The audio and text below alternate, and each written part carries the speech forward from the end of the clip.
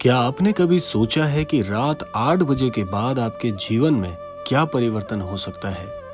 क्यों कुछ संत और महापुरुष हमें इस समय के बाद कुछ कार्य करने से मना करते हैं?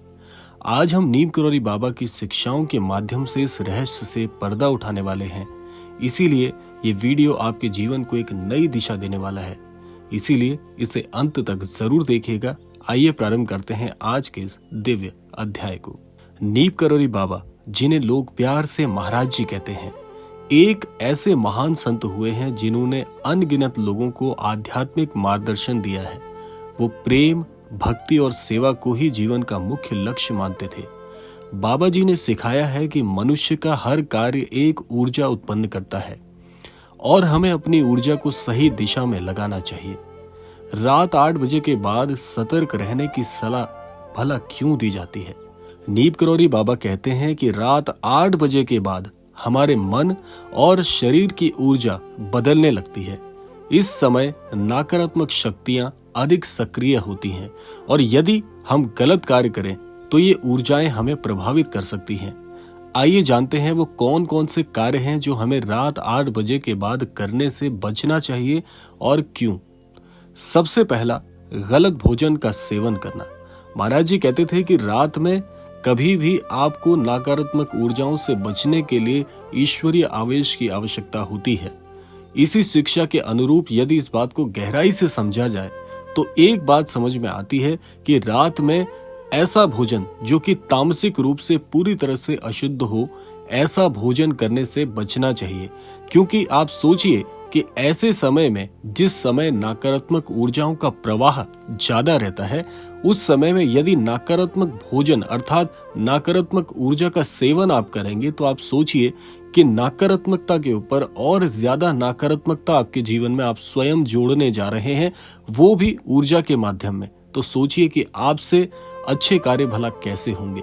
तो इसीलिए नकारात्मकता के प्रवाह को रोकने के लिए इस समय आपको बहुत ही सतर्क रहने की सलाह दी जाती है। दूसरा कार्य, रात के समय हमारा मस्तिष्क दिन भर की घटनाओं से थका हुआ होता है।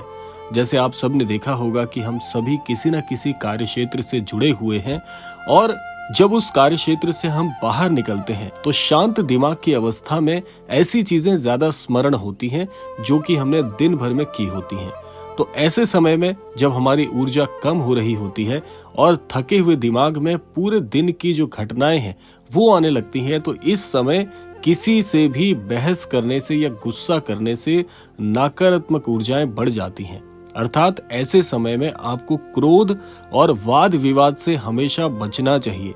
क्योंकि ज्यादातर ऐसा देखा गया है कि जब नकारात्मक प्रभाव में व्यक्ति होता है या नकारात्मक शक्तियों के घेरे में ज्यादा जिस समय मनुष्य होता है, उस समय ही क्रोध, वाद विवाद या किसी से भी ऐसे उलझने से हमें परहेज करना चाहिए। वैसे तो मैं यही कहना चाहूंगा कि क्रोध करना और किसी से भी वाद विवाद करना बहुत ही गलत बात है। क्रोध और वाद विवाद से तो मनुष्य को हर समय में बचना ही चाहिए, लेकिन इस समय क्योंकि नकारात्मकता का प्रभाव बढ़ा हुआ होता है तो ऐसे समय में विशेष ध्यान आपको रखना है, स्वयं को रोकना है इन चीजों के प्रभाव में आने से, जिससे आपके घर का वातावरण अशांत ना हो। तीसरा कार्य, देखिए आजकल जिस प्रकार से हम सबकी रोजमर्रा है, आधुनिकता का प्रभाव है, तो बहुत से लोगों को आदत होती है कि देर रात घंटों तक मोबाइल चलाते रहते हैं, जिससे उनकी मानसिक और आध्यात्मिक शक्ति कमजोर होने लगती है। तो इसीलिए मन को शांत रखना बहुत जरूरी है और अनावश्यक किसी भी प्रकार के आधुनिक उपकरणों से आपको बचना चाहिए जिसमें मोबाइल आदि चीजें आती हैं। तो ये समय ऐसा है, आप स्वयं इस बात का आकलन कर सकते हैं कि इस समय जब हमारी ऊर्जा बहुत ही निम्न स्तर पर होती है और उस समय अगर हम नकारात्मक या ऐसी चीजों को जीवन में प्रभाव में लेकर आते हैं जिससे हमारे मस्तिष्क पर अनावश्यक जोर पड़ता है, तो ये सारी चीजें हमें कहीं ना कहीं किसी न किसी प्रकार से दुष्प्रभाव से घेर लेती हैं। चौथा है, महाराज जी हमेशा एक बात को कहते थे कि मन की शुद्धता सबसे महत्वपूर्ण है। अर्थात जिस व्यक्ति का मन शुद्ध है वो कभी भी किसी भी प्रकार से अनावश्यक या बुरे प्रभाव में आने से हमेशा बचा रहता है। इसी मूल शिक्षा को अगर हम थोड़ा सा गहराई से समझने का प्रयास करें तो रात्रि के समय बुरे विचार और गलत आदतों से बचना चाहिए, ताकि हमारा चित्त जो है वो निर्मल बना रहे। क्योंकि ऐसे नकारात्मक समय में बहुत सी चीजें ऐसी होती हैं जो हमारे मन को कचोटने लगती हैं और हृदय पर ठेस पहुंचाती हैं। इसी प्रकार से हमारे मस्तिष्क में बहुत ही गलत विचार आने लगते हैं। कई बार हम इतने नकारात्मक हो जाते हैं कि हम स्वयं से ही पीछा छुड़ाना प्रारंभ कर देते हैं। अर्थात ऐसे समय में आपको बहुत ज्यादा ऐसे विचार आएंगे कि आप अपने जीवन में कुछ भी प्राप्त नहीं कर पाए, आप जीवन में कुछ भी हासिल करने के लायक नहीं हैं, और इससे भी कई ज्यादा निम्न स्तर के विचार व्यक्ति को आते हैं। तो ऐसे समय में आपको मस्तिष्क में हमेशा एक चीज का ध्यान करना है कि ये समय ये थोड़ा सा नकारात्मक आपको बनाना चाह रहा है, जबकि आप इसके आवेश में, आप इसके प्रभाव में बिल्कुल नहीं आएंगे, क्योंकि आप जानते हैं ये समय थोड़ा सा मन को थकाने वाला होता है। आगे बात करते हैं, इस पर एक चीज और आती है कि ध्यान और भक्ति बिल्कुल भी ना छोड़ें ऐसे समय में।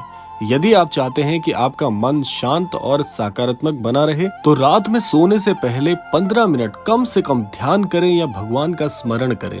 यह अभ्यास न केवल आपके दिन भर के तनाव को दूर करेगा, बल्कि आपको आंतरिक शक्ति भी देगा। आइए अब जान लेते हैं सही दिनचर्या अपनाने के लिए बाबा जी की कौन सी सीख सबसे ज्यादा उपयुक्त है हमारे जीवन के लिए।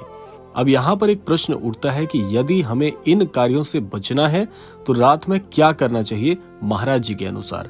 सबसे पहले महाराज जी एक चीज के लिए हमें इंगित करते हैं कि श्री हनुमान चालीसा का पाठ हम सबके लिए कितना महत्वपूर्ण है, ये तो हमने कई बार सुना होगा। क्या आप जानते हैं अपने दिन को सही प्रकार से संपूर्ण करने के लिए आप कौन सी विधि श्री हनुमान चालीसा से धारण कर सकते हैं? सबसे पहले एक बात ध्यान रखिए कि सोने से पहले रोजाना श्री हनुमान चालीसा का पाठ या किसी भी भक्ति गीत का आप जाप करें तो ये आपके लिए आपके दिन को संपूर्ण करने वाला होगा। सबसे उपयुक्त यही रहेगा कि यदि आपके लिए संभव हो, जो कि आपको करना भी चाहिए, श्री हनुमान चालीसा के पाठ को अपनाएं। सोने से पहले यदि आप अंतर मन से ही श्री हनुमान जी को याद करके श्री हनुमान चालीसा का पाठ करते हैं तो ये बहुत ही दिव्य उपाय होगा अपने दिन को संपूर्ण करने के लिए। दूसरा, महाराज जी की शिक्षाओं के अनुरूप अपने दिन भर के कर्मों का आत्म मंथन करें और भगवान को समर्पित कर दें। अर्थात जो भी काम आपने आज पूरे दिन में किया है उसे एक बार मस्तिष्क में आकलन करें और उसे ईश्वर की मर्जी मानकर ईश्वर के चरणों में ही समर्पित करके ईश्वर का धन्यवाद करके आप सो जाएं। बहुत बहुत राहत आपको मिलेगी इससे। तीसरा है, परिवार के सदस्यों के साथ प्रेम पूर्वक बातें करें और उनके साथ अच्छा समय बिताएं। इससे आपके मस्तिष्क को बहुत ही आराम मिलेगा और साथ साथ में आपका जो चित्त है वो शांत हो जाएगा। आप किसी भी विधि से यदि ध्यान करते हो तो सोने से पहले कुछ ही मिनटों का आप ध्यान करें और सकारात्मक विचारों के साथ सोएं और हर दिन को एक नया अवसर मानकर उस दिन का आप स्वागत करें। तो नीम करोली बाबा कहते हैं कि जीवन में छोटी छोटी आदतें ही बड़े बड़े परिवर्तन लाने में सक्षम हो पाती हैं। यदि आप अपने जीवन में इन शिक्षाओं को अपनाएंगे तो आपकी ऊर्जा सकारात्मक तो होगी ही, लेकिन साथ साथ में आपका जीवन भी खुशहाल बनेगा। बहुत से छोटे छोटे परिवर्तनों से आप अपने जीवन को एक सही दिशा निर्देशित कर सकते हैं, क्योंकि हर व्यक्ति ये चाहता है कि वो किसी न किसी प्रकार से अपने जीवन को सार्थक बना ले। तो महाराज जी की छोटी छोटी सी शिक्षाएं आपके लिए बहुत ही मूल्यवान हैं, क्योंकि इनका अनुसरण करने से आपका जीवन पूरी तरह से संपूर्ण हो जाता है और मन भी आपका बहुत शांत हो जाता है। तो ये था आज का अद्भुत क्रमांक। आशा करते हैं क्रमांक आप सबके लिए बहुत ही फलदायी हो। इसी कामना के साथ समय आ गया है विदा लेने का, और विदा लेने से पूर्व समय है रोजाना की प्रार्थना का।